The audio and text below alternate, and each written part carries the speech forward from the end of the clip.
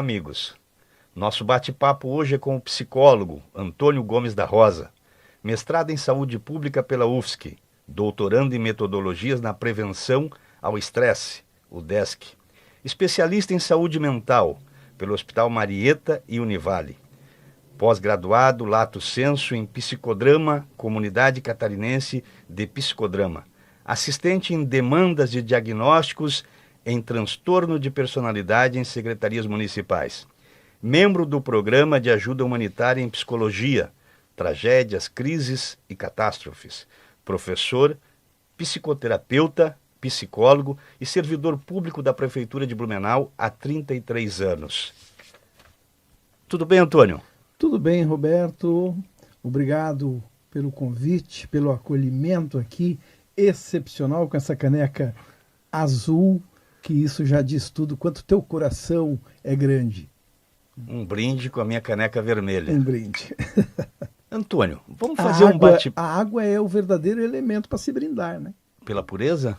Pela pureza, pelo bem que faz ao organismo, pela necessidade, né? É o líquido mais importante da face da Terra, né? Exatamente. Antônio, o nosso papo hoje, nós vamos colocar a sociedade no divã, hein? E vamos olhar nesse espelho para ver como é que nós estamos nos comportando. A ideia de conversar contigo, com toda essa tua formação, é a gente tentar entender o que está acontecendo hoje no mundo e também na nossa sociedade, na visão do psicólogo. Mas antes da gente adentrar nesse assunto, eu quero te perguntar qual é a diferença entre o psicoterapeuta e o psicólogo? O psicólogo é uma formação, né? Ele faz a formação em 5 anos. Ele sai psicólogo. Ele também pode trabalhar numa empresa como psicólogo organizacional, nos fóruns, né? Como psicólogo forense, psicólogo jurídico, nas escolas como psicólogo escolar. E psicoterapeuta, então, é porque vai um além clínico, né? Que é uma abordagem que ele vai se especializando para trabalhar analiticamente com as pessoas que procuram esse desenvolvimento do autoconhecimento. Então, esse é o diferencial de psicoterapeuta, que o médico e o psicólogo podem fazer pós-formatura, né? Das suas bases de faculdade. E o psiquiatra, vou só acrescentar aqui, é aquele que medica, né? Medica os transtornos psíquicos. A partir do diagnóstico também do psicólogo? Não, ele diagnostica também, né? O psicólogo diagnostica, o psiquiatra diagnostica. O psiquiatra trabalha com a medicação quando é um transtorno psiquiátrico e o psicólogo trabalha com a psicoterapia, a análise. O psicólogo não pode prescrever medicamento? Prescreve medicação. Antônio, fala-se muito hoje, é muito comum a gente ouvir nos meios de comunicação, ou mesmo entre amigos, na conversa de família, que nós vivemos tempos difíceis. Com o planeta mergulhado em conflitos, isso é uma constatação, né? Conflitos regionais por todo o planeta. Sim. A própria democracia ocidental passa por uma crise causada pelo personalismo de algumas lideranças, né? Enfraquecimento das instituições e a todo momento nós somos surpreendidos com ações humanas de barbárie. A sociedade parou de evoluir? Então, quando a gente começa a ver o que está acontecendo hoje, vamos dizer assim, nos últimos anos, né?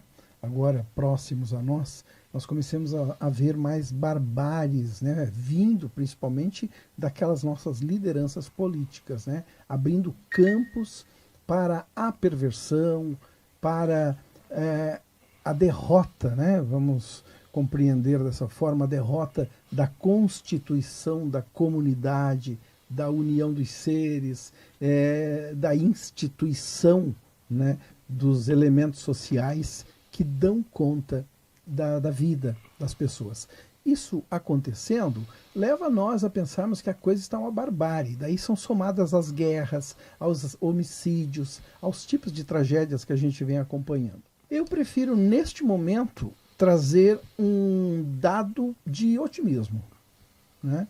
Por conta de que se nós fôssemos regredindo na análise histórica, nós vamos chegar em barbáries que nós não daríamos conta de viver hoje.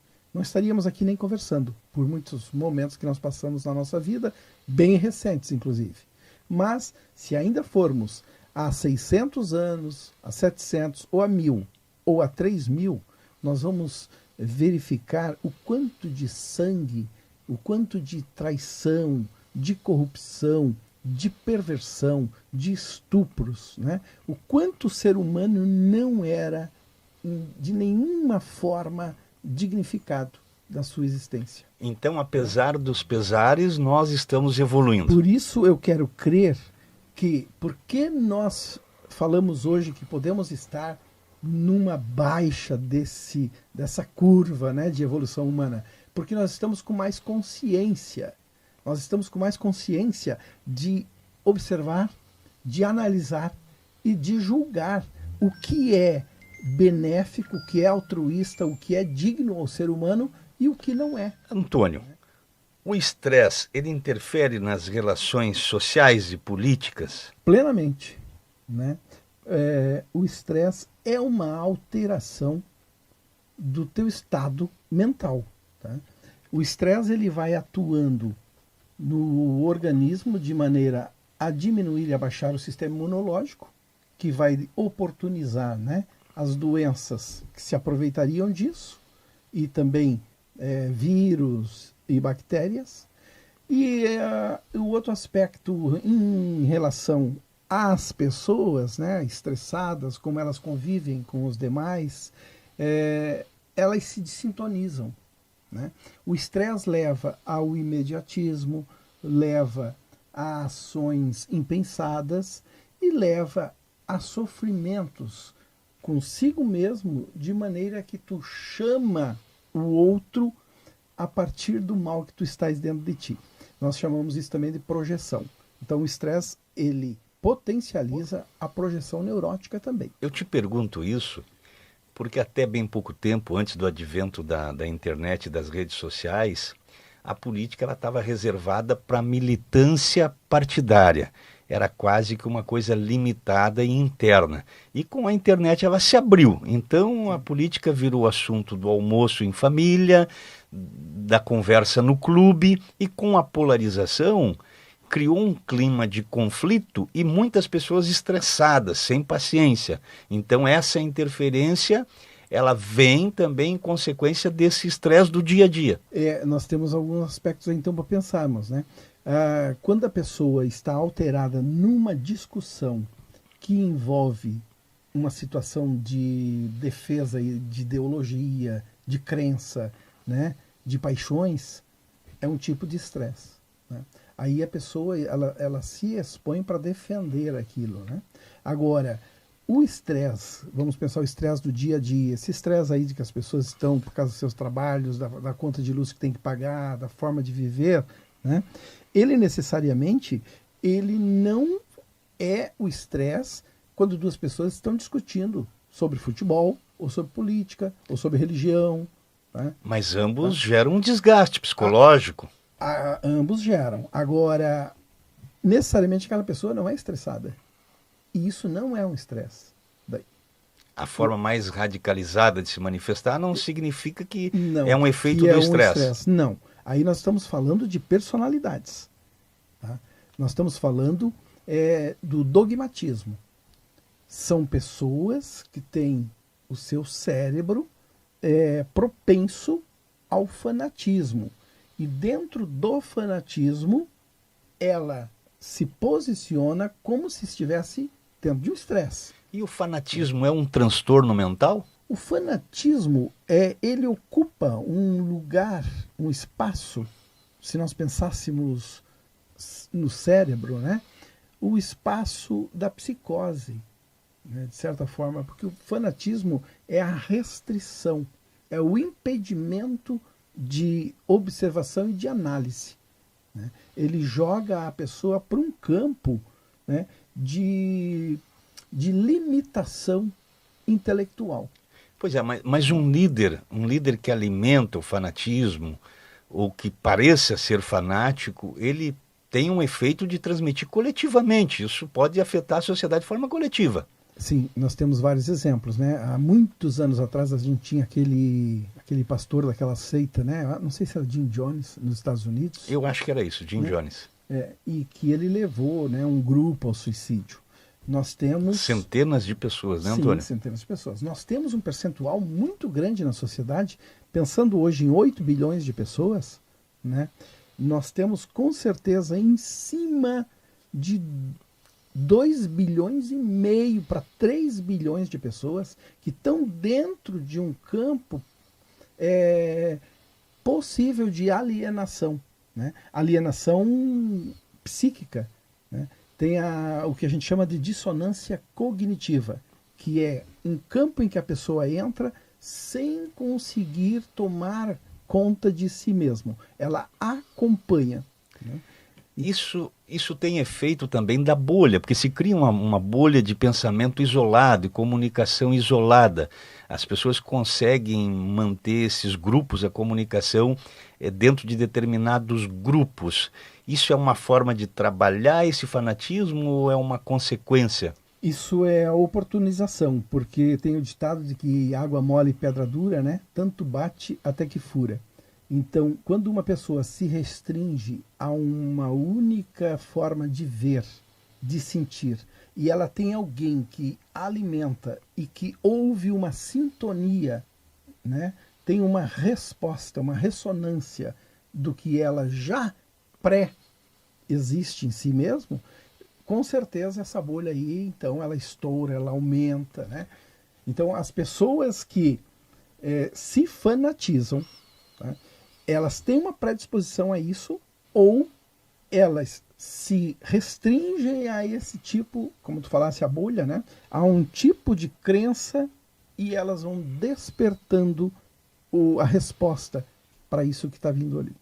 Eu já ouvi de alguns amigos, pessoas conhecidas e até estranhas, reclamando, minha mãe, meu pai, o meu tio, o meu avô, o meu vizinho, eles estão muito fanáticos.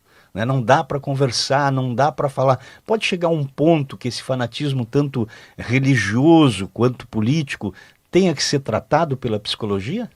Pode chegar até por conta das pessoas que convivem com esses outros, que por um instante começam a não mais tolerar o fanatismo. Porque o fanático, ele traz em si algumas características de comportamento que são muito danosas para o relacionamento. Como, por exemplo, a agressividade, né? A agressividade num evento pode existir em qualquer pessoa, mas o fanático, ele tem a agressividade como via de expressão, via de resposta, né? Então, como é que uma família suporta um fanático? Ele vai se auto-excluindo ou ele vai sendo excluído. Ou então eles vão chamá-lo para uma realidade e dizer, olha, a gente não suporta mais esse teu pensamento, a gente não suporta mais essa tua manifestação aqui. E essa pessoa, ou ela vai em algum momento se readequar à relação. Exatamente. E necessariamente não é se tratar, tá? Porque ela permanece sendo quem ela era. Ela fica esperando uma oportunidade com outras pessoas em outros lugares. A internet pode ter dado essa oportunidade? A internet, ela é uma grande responsável, né, hoje, por conta disso. Por exemplo, conhecemos pessoas que nunca falaram sobre política. Conhecemos pessoas que não sabem nem que país que existe além do Brasil no mundo, mas agora estão discutindo guerras. Olha, eu não me arrisco a discutir guerras se não for buscar a fundamentação histórica, principalmente desses países, como é que se originou, né? Agora nessa última guerra aí do Hamas e de Israel, da faixa de Gaza e Israel, eu fico pensando, isso estava antes do Egito, porque o cara foi descendo milenar, né? O cara foi descendo o Egito, foi descendo para a Palestina, montaram umas barracas lá embaixo, viraram todo primo lá embaixo e se brigaram. Isso aí é uma família disfuncional, né? Há muito tempo, né? Tem que tomar essas barracas de volta e mandar lá para trás do Egito, de volta, né? Para dar um jeito ali. Então, no que nós dizíamos, essas pessoas se metem por conta da internet. A internet tem um fator, né, preponderante hoje nas discussões e principalmente nos desvios, né, de assertividades dos debates. E essa exacerbação da opinião, esse conflito, a violência na comunicação, esse fanatismo, ele pode, via de regra, também virar uma depressão? Isso está no campo de saúde mental, tá? Porque tem muitos elementos ali dentro que são aspectos de rigidez, de perversão, de psicopatia, né? Então nós estamos falando de uma decepção, por exemplo, com uma fé que você acredita cegamente em uma liderança política ou numa forma de manifestação política. Uma decepção posterior pode causar uma depressão, ou mesmo o sentido de você perceber que criou muitos conflitos? Nós temos muitas constatações para isso, né? Se nós formos ver a história toda, pessoas tomaram muitas atitudes nas suas vidas por conta de decepções políticas, religiosas, né? Amorosas. Tá? Então, com certeza, esse efeito tem. Pode tornar um quadro mais grave do que propriamente só o fanatismo. Pode. A pessoa já pode ter um traço depressivo na personalidade, né?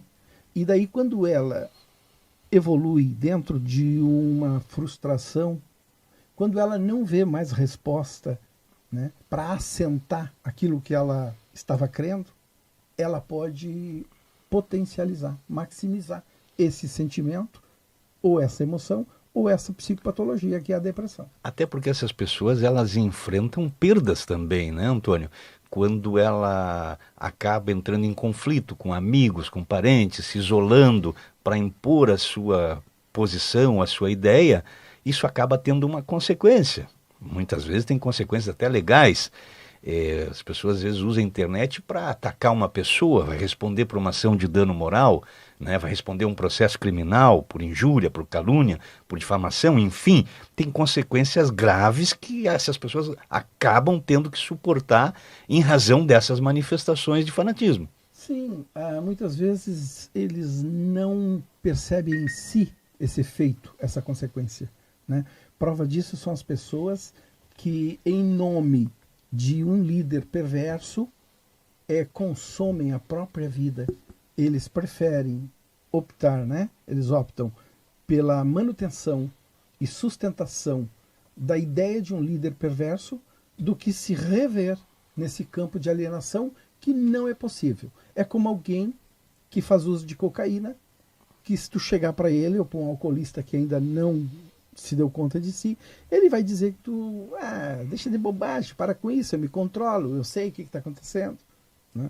Então essas pessoas, elas estão produzindo consequências, mas elas não sentem em si, porque elas precisam desse canal, dessa liderança perversa para existir naquele momento. É muito difícil tu mudar um fanático. E esse fanatismo, Antônio, assim como a política ela é polarizada, me parece também que ele é binário, né? Ele tem dos dois lados. Tem chamado fanatismo do bem. Eu vou cancelar aquela pessoa, eu vou bloquear aquela pessoa, eu não vou falar mais com o meu irmão, com o meu tio, com o meu cunhado, porque eu discordo da posição política dele. Eu discordo porque ele votou em alguém, eu discordo porque ele defende aquela pessoa.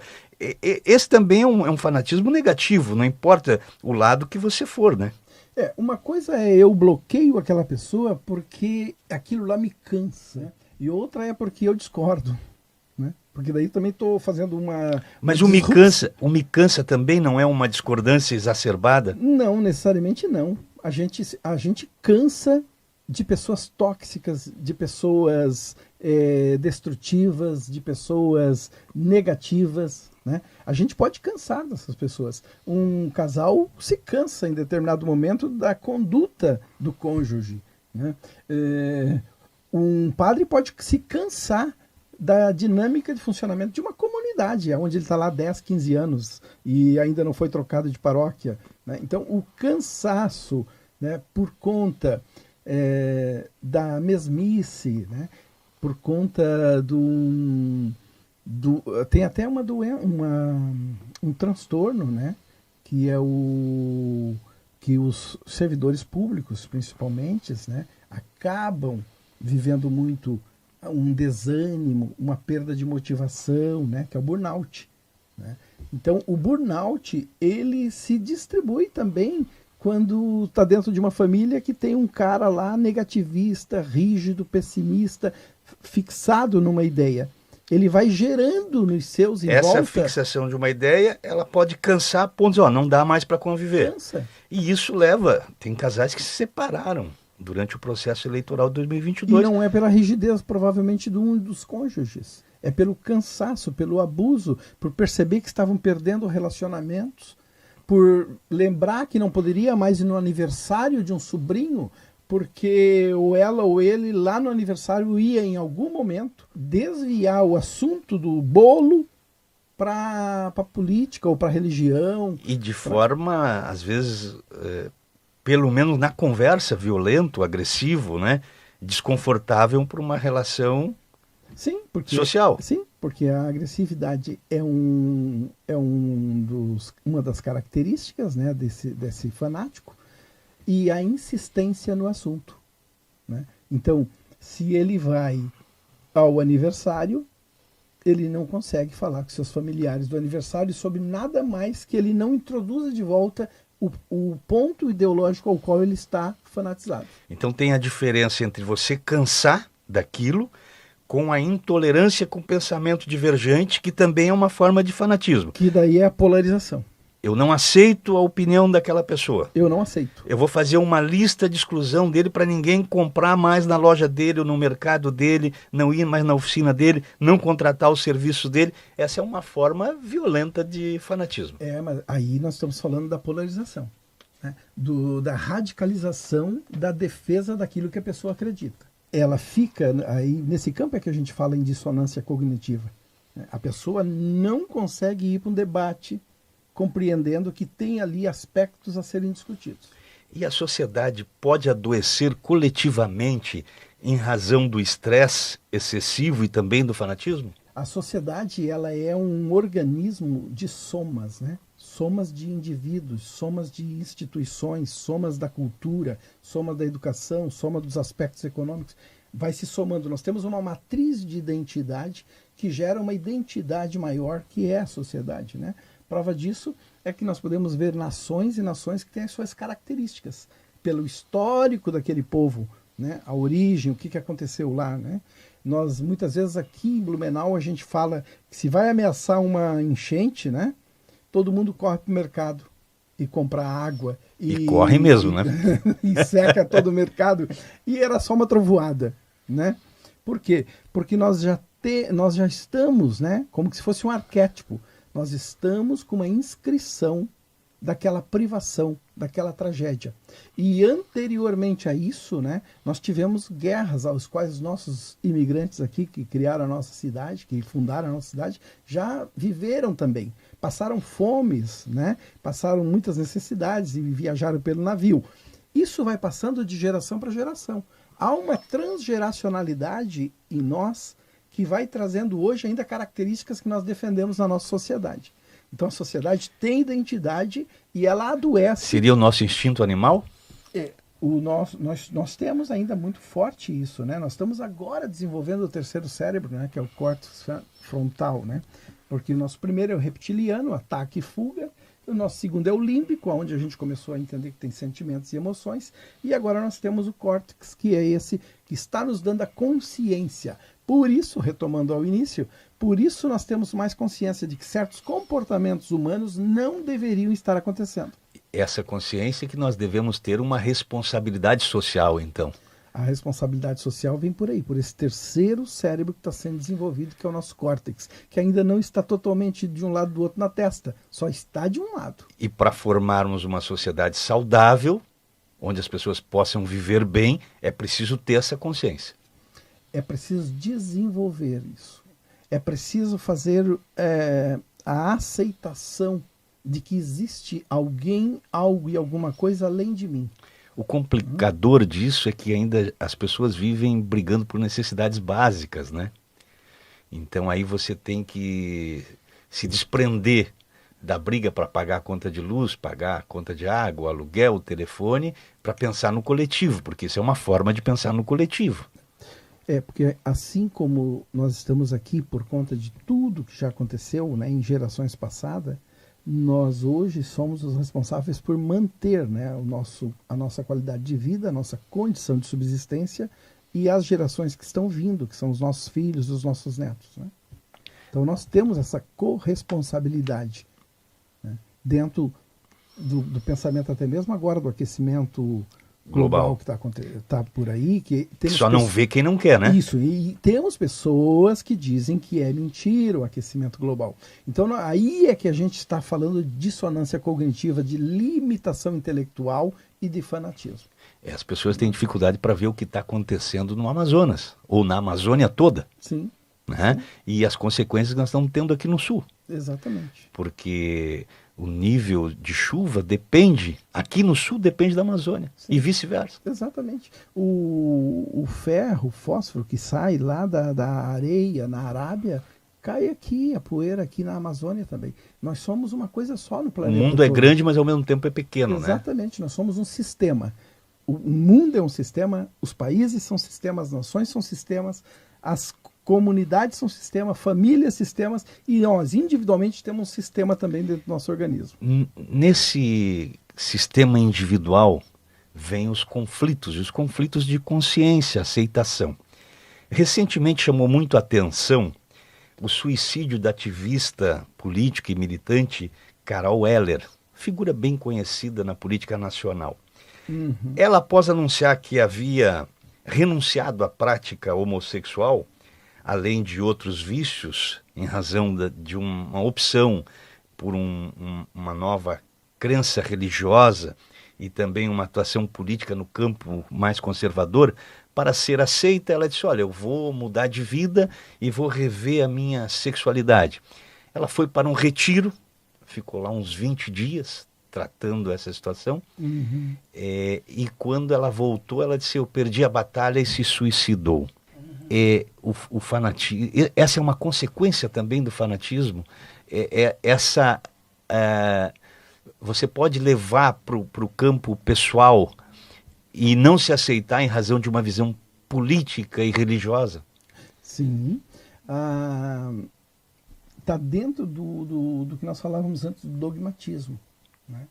Que é essa característica da pessoa entrar com todo o sentido da vida dela em algo e depois ela ser frustrada, né? Ela fica sem respaldo, ela fica sem apoio.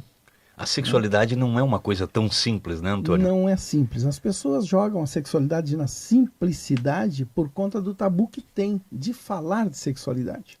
Tabu, preconceito. O preconceito, o medo, né? A defesa da conserva cultural do que diz que é sexualidade, né? É o homem, a mulher, a defesa bíblica disso, que tem uma influência judaico-cristã muito forte na nossa cultura, né? A incompreensão do que é uma família, na verdade. A falta de empatia, né? Porque hoje nós temos uma guerrilha forte com os trans, né? Muitos assassinatos no nosso país. Né? E muitos suicídios, no caso, né? Suicídios. Porque essa menina, ela revelou que ela tentou enfrentar a si mesma, não conseguiu, se sentiu talvez rejeitada pelo que ela passou a achar e entender como certo a partir da visão política e religiosa e decidiu dar cabo na própria vida. É porque não se sabe o quanto que ela enfrentava a si mesma ou ela dava como resposta para o julgamento dos outros, né? Por conta de que tribo ela queria pertencer. Ela praticamente foi submetida a uma cura gay que a levou ao suicídio. Ela deu atenção a a uma linha, né? De pensamento, uma linha filosófica de um grupo, ou enfim, de uma seita, né, que fala em cura daquilo que não existe, mas promete. E nós temos hoje, sim, muito seriamente, muitas pessoas sofrendo por conta de que não se suportam, por exemplo, homossexuais, e casam, e têm filhos, e têm muitas doenças, e têm muitas tristezas, né? Então são pessoas que vivem em dissonância com elas mesmas. E o trabalho do poder público é no sentido não de incentivar, mas de proteger essas pessoas, né? Você trabalha nessa área também. Sim, é função do Estado, né? Proteger a vida de qualquer cidadão, né? E então, qual é o momento mais difícil para a pessoa administrar a sua situação sexual? Principalmente quando essa pessoa está com uma autoestima rebaixada e ela tem em volta de si a censura. Mas sobre aquilo. as fases da vida, na idade, é na adolescência, O é depois da meia-idade? Crianças já podem sentir-se num corpo que não é o psiquismo, né? Tem um psiquismo de menino, mas tem um corpo que é de menina, né? Então essa menina já começa a ter os seus comportamentos e muitas vezes ela é infeliz na infância e tem lá as suas perturbações por conta de não estar ok consigo. Indo para A repressão impede a manifestação dela posterior da sexualidade? claro, aí a repressão vai fazendo o papel de levar essa pessoa ao suicídio na adolescência, muitas vezes, né?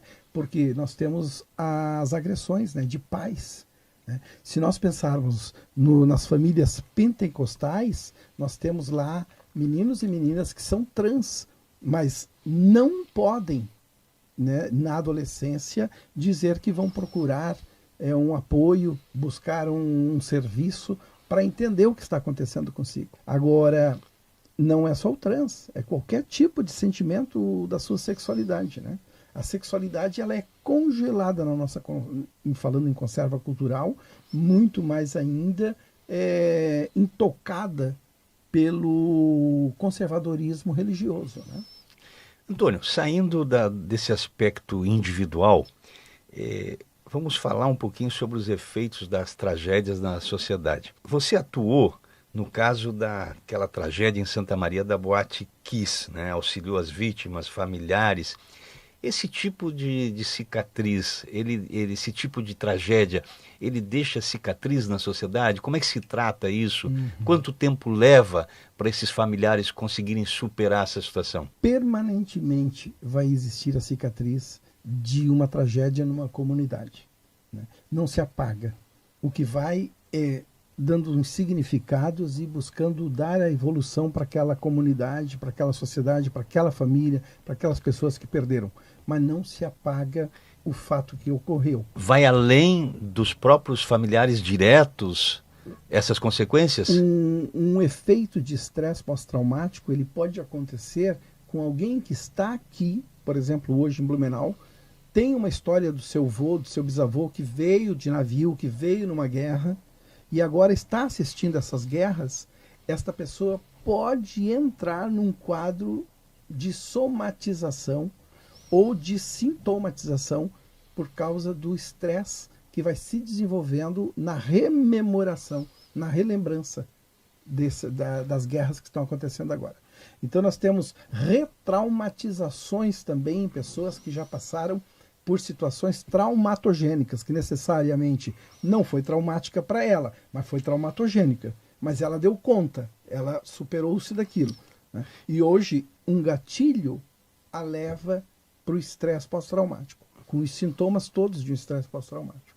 Isso tudo afetando a saúde mental das pessoas. Primeiro lugar, a saúde mental. E o corpo vai gritando, vai pagando paralelo a isso, né? Quando um corpo adoece, é porque a saúde mental já tinha tido alguma danificação. Antônio, tem essa tragédia que foi consequência de uma culpa, um descuido, uma falta de responsabilidade das pessoas que deveriam zelar pela segurança de quem estava frequentando aquele ambiente. Mas tem as tragédias como essa que ocorreu em Blumenau, que foi o ataque à creche Cantinho do Bom Pastor, onde uma pessoa aparentemente sem nenhum motivo resolve atacar crianças indefesas. Como se explicar isso? Como se compreender isso? Primeiro, é óbvio, as pessoas vão comentar aqui embaixo, bandido sem vergonha, animal, monstro, mata, né? Mas nós explicamos também pela vertente psíquica da estrutura de um cérebro pré-psicotizado. Mas está cheio na nossa sociedade. Isso não justifica. Entende? A pessoa tem que pagar igual, jurídico, socialmente. Mas é um cérebro pré-psicotizado. Assim como um extremamente fanatizado por uma ideologia política ou religiosa, né? E que produz danos também nas suas relações. Algumas pessoas tentam dizer, Não houve repressão policial que poderia tê-lo afastado e evitado aquele crime. Mas também um tratamento mental também pode ter faltado, um diagnóstico, a família ter percebido isso, ainda criança ou adolescente, para esse tratamento. Sim. É claro que se tivesse um camburão na frente de uma escola que tem uma tragédia dessa, pode ser que não aconteça. Mas, definitivamente, e hoje eu tenho falado isso por conta dessa outra tragédia que aconteceu na escola de São Paulo, né, onde o guri de 16 anos entrou atirando, matou uma colega e deixou outras feridas. De que não basta um revólver no portão da escola, se dentro da escola nós não tivermos programas psicoeducacionais que tratem os assuntos socioemocionais. Porque as nossas crianças hoje, cada vez mais, e nós já estamos vindo aí com uma geração vivenciando isso, elas não estão lidando com frustrações. Não resolvem dentro de si, muito menos fora, as contradições de sentimentos. Acabamos de falar das questões das sexualidades. Tá? A dificuldade de lidar com esses aspectos de sexualidade dentro de si é porque ela não teve uma matriz familiar, cultural, que desse conta de apoiá-la para que ela se desenvolvesse e se tornasse mais assertiva e ajustada consigo mesma. Então, assim é esse cara. Pode botar um camburão lá, mas algum aluno vai entrar com algum objeto dentro da mochila, e se não puder, na hora do refeitório ele pega uma faca. Antônio, mas esse tipo de atitude, essas pessoas que têm esse tipo de comportamento, tem cura ou é necessário uma internação perpétua? Porque a rigor a gente não consegue ver que 40 anos preso vai melhorar esse tipo de pessoa. Será que é caso de internação perpétua? Então, se nós verificarmos, se for feito um diagnóstico, né, suficientemente comprobatório de que essa pessoa tem uma estrutura psíquica danificada, nós não vamos ter cura, porque é um traço da personalidade dela. Né? Agora, nós não estamos falando aqui de uma briga num bar que alguém assassinou outro. Né? Tem assassinatos que são brigas, que são desavenças, que tem um motivo por causa de 10 anos atrás, um pedaço de terra, né? Ou um negócio que foi feito entre eles. Tá? Então, não é o assassinato, o assassino que não tem mais cura, não tem mais recuperação e reinserção, condição de reinserção social. Mas é o tipo de tragédia, o tipo de ação efetivado. Nesses casos, são pessoas que têm dano psíquico. Tá? Talvez permanente. Possivelmente, uma grande maioria desses é permanente. Antônio, e quais são os principais transtornos mentais que afetam a nossa população? E quanto por cento da população, em média, você acha que tem transtorno mental que precisaria ser tratado? Nós temos o alcoolismo, né, que hoje passa de 10% na nossa sociedade e é um... É um transtorno? É uma doença que precisa ser tratada? É uma adicção e precisa ser tratada porque ela destrói também a família, né, destrói a comunidade, destrói a pessoa em todos os seus aspectos, né, emocionais, físicos, profissionais. Ela degenera as pessoas quando é alcoolismo. A drogadição, por exemplo, envolvendo outras substâncias, as mais comuns que nós conhecemos, né, que é a maconha, o crack, a cocaína, enfim, agora outros subsidiados, né, por resíduos sintéticos ou dessas drogas também, eles têm uma grande parte de responsabilidade na nossa sociedade, principalmente nos fenômenos de agressões, de brigas, de mortes, de acidentes, né? Mas da morte da juventude, do suicídio. Eles podem ser considerados um gatilho para doença mental? Sim. As drogas podem ser consideradas? A maconha pode desencadear uma psicose canabinoide, né? Que são os comportamentos de esquizotipias, né? Que nós temos também muito forte na sociedade, que muitos desses fanáticos também têm em si, né? Que é uma evolução para a esquizofrenia, tá? Que é essa restrição psíquica. Mudando um pouquinho de assunto, o alcoolismo, a bebida sendo maior de idade, você pode adquirir em qualquer lugar, é legalizado. No teu ponto de vista, bem particular, do ponto de vista da saúde mental, a liberação da maconha, por exemplo, ela poderia afetar muito a saúde pública? Afetar essas relações humanas? A saúde pública é hoje, né, a responsável por essas pessoas, para tratá-los, né, para dar fazer todo a contingência e prevenção às famílias. Tá? A maconha em si, ela é um perturbador do sistema nervoso. Tá? Agora, o que está em discussão é quem fuma maconha. Por exemplo, nós temos hoje muitos jovens e adolescentes e pais de famílias que fumam maconha dentro de casa, com autorização da família. Estão fumando ali. Né? A questão seria do equilíbrio no consumo, como é a bebida. A questão é a educação disso. Né? Agora, se nós temos uma população de 10 para 15% alcoolista, nós vamos ter também um percentual, obviamente, dependente, né, da maconha. Tem hoje já. Não vai ter, porque vai ser liberada tantas gramas. Né? Agora, uma vez que se fala em liberar um percentual de maconha, né, nós estamos falando em ter controle sobre o comércio da maconha e o tratamento desse usuário. Né? Porque quando um filho começa em casa a abrir uma latinha, outra latinha, beber com a família, eles não dão bola. Né? Mas ele pode vir a desencadear o alcoolismo. Ou não. Vai depender do psiquismo dele. Né? Agora, uma vez que a maconha está proibida também em casa, nós sabemos que esse guri vai usar a maconha lá fora.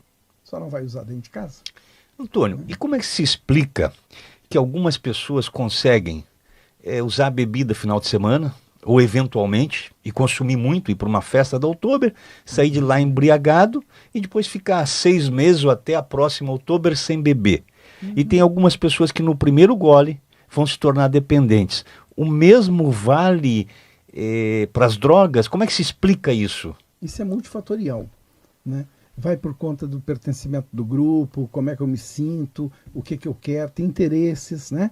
Ou então tem o que a gente chama de fraqueza, né? Fraqueza psíquica. Isso existe, então, do ponto de vista da psicologia, Sim, essa fraqueza psíquica. Essa fraqueza psíquica são justamente incapacidade que a pessoa tem, né, de dar conta de um cérebro que é adicto. Porque nós temos fatores aqui que são neuroquímicos. Então nós temos cérebros inadictos, que a pessoa é aquela que não sente vontade de beber. Mas se tem aqui um grupo bebendo agora, ela bebe. E de repente ela bebe tanto numa festa, porque está com as pessoas lá e não foi se percebendo, que tomou um porre. E depois não bebe mais, por 6 meses. Né? Então tem o cérebro inadicto, tem um desenho neuroquímico, né, que dá essa resposta. E o outro aspecto é o psicológico. Uma pessoa mais fragilizada na sua constituição ideoafetiva, no seu caráter, né, nós temos aí o que a gente chama de uma personalidade danificada. Que ela vai acompanhar os outros, que ela vai achando que tem que fazer isso, que ela não tem autoestima, que ela não se sente bem sem beber, e ela aprende, e o cérebro também aprende.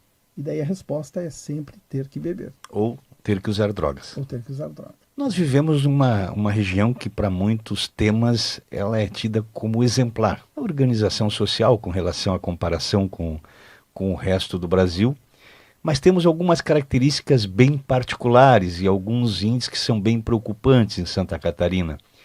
Eu destaco 2, o alto índice de feminicídio em Santa Catarina e o segundo, o alto índice de suicídio, principalmente na nossa região. O que explica isso, Antônio?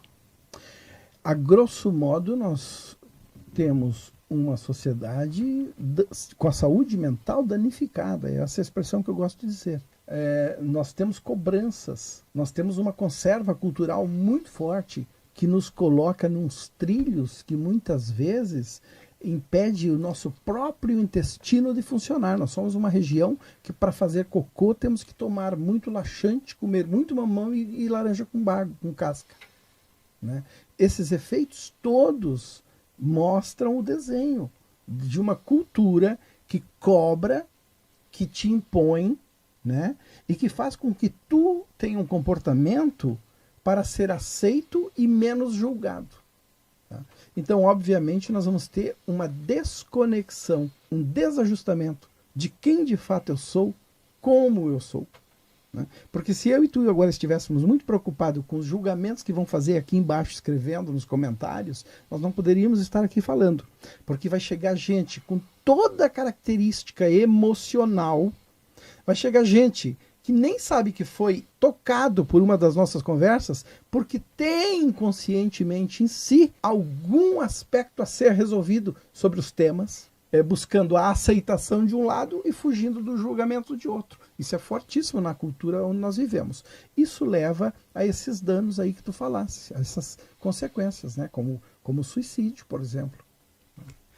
E nessa questão da opinião até empírica, muitas pessoas não vão acompanhar o todo da entrevista ou se aprofundar naquilo que se fala aqui em algumas palavras sem que a nossa conversa seja de fato uma manifestação de opinião, até porque é muito difícil, por exemplo, a gente se manifestar aqui sobre o uso ou não de drogas, uso ou não de álcool, proibição ou não. Sim. Teria que ter um programa inteiro para discutir esse assunto Exatamente. com base científica. Uhum. Mas algumas pessoas têm verdades absolutas Uhum. e podem não gostar da nossa manifestação. Sim. Mas, Antônio, a gente sempre tem um olhar e uma opinião com base na nossa formação, né? E eu vejo que faz muita diferença, principalmente a formação religiosa e familiar.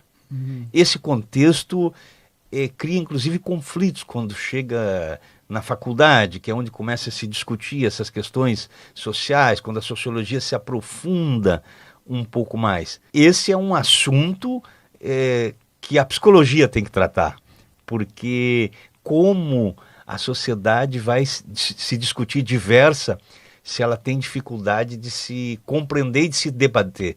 Hoje as pessoas não aceitam o debate dessas ideias. Pois é, porque muitas vezes fica na negação do outro para poder existir, né? Então eu tenho que negar a ideia do outro para que a minha ideia prevaleça, né? Eu não quero nem ouvir a ideia do outro, né? Quando nós temos que botar na mesa e discutir aspectos da verdade desse fato que foge da minha verdade. Por exemplo, vamos discutir a liberação de maconha, o uso de maconha? Quais são os aspectos que podem ser favoráveis e os negativos? Agora, quando tu chega dizendo, não, vou discutir isso aí não, porque isso aí... Então, pronto, acabou, contigo não podemos discutir. Né? Então, ou a gente coloca à mesa os aspectos de tabus, ou esses tabus vão continuar matando pessoas e prejudicando a sociedade como acontece até hoje. E a melhor opinião é aquela que vem desprendida desses tabus, desses preconceitos, dessa visão limitada à sua própria formação cultural, né? E que é muito difícil, porque nós somos criados, né, com tendências de preconceitos, de juízos, todos nós não conseguimos ser incondicionais. Nós temos aspectos que a gente gostaria de escolher. Né? Eu vou te dizer que eu até acho bonita essa cor do vermelho, mas se tiver um Grenal eu vou torcer um brinde ao pro vermelho. Inter, né? Pro Grêmio, olha o meu ato. Eu quero dizer que eu torci pro Inter. Eu tá? acredito, Antônio. Eu torci pro Inter. E eu digo que eu me superei, eu evoluí. Né? Eu evoluí, porque o Inter não prejudicaria mais o Grêmio. Entende? Então por que não o Inter? Mas já tive uma fase da minha vida que eu não torci. Que a gente torce contra os outros, né? Depois tem uma fase da vida que a gente aprende a admirar aquilo que os outros fazem de bom. Então, quando você vê um bom futebol, não importa se é o Corinthians, se é o Flamengo, se é o Fluminense, você aprende a torcer pelo bom futebol. E às vezes até torcer até com um grauzinho de patriotismo, né? Eu vou torcer porque é brasileiro. Ou muitas vezes você passa por aquela fase, eu vou torcer para que todos os brasileiros percam, para que o meu continue ainda sendo o último campeão, aquele que conseguiu o sucesso. Mas isso não melhora nossas vidas em nada, né, Antônio? Então, até isso é a gente estar evoluindo ou não. Né? Antônio, nós entramos num assunto que é interessante, que aí desperta alguns conceitos. Porque... Como é que a psicologia trata a inveja? A inveja existe porque, do ponto de vista, tem as pessoas que tratam a inveja como algo que pode definitivamente afetar o outro, né? Você pode ser afetado pelo outro.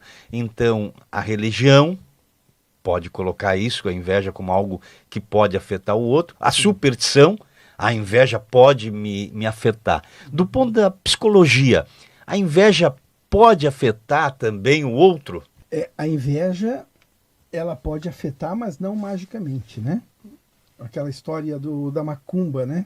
Eu vou fazer aqui um trabalho para ti. Isso vai depender de quanto de fé tu teria para receber o efeito desse trabalho. Porque, em tese geral, a inveja, quando é a cobiça do que o outro tem, né? Porque a inveja em si é uma tristeza que essa pessoa tem, né? É uma incapacidade que ela tem, que ela cobiça o que o outro tem, ou ela não quer que o outro tenha aquilo. E isso é tratado na psicologia. Isso é tratado também pela psicologia, porque isso é uma característica de personalidade. Agora está aí a inveja de novo como um grande tabu, e Dante Alighieri que o diga na sua obra, né, a Divina Comédia, que os invejosos também têm um círculo no inferno para eles, né? Mas a inveja é trazida pela história, né, teológica como um grande pecado. Então, eu evito de entrar em contato com a minha inveja. Eu evito de saber que eu sou fofoqueiro. Eu evito de saber que às vezes eu torci mal pelo outro, que eu não quero aquilo. Quando nós queremos que as coisas se ajustem e a sociedade evolua, nós temos que botar à mesa todos esses aspectos. E né? quando a gente torce para o bem do outro, a gente colhe alguma coisa disso?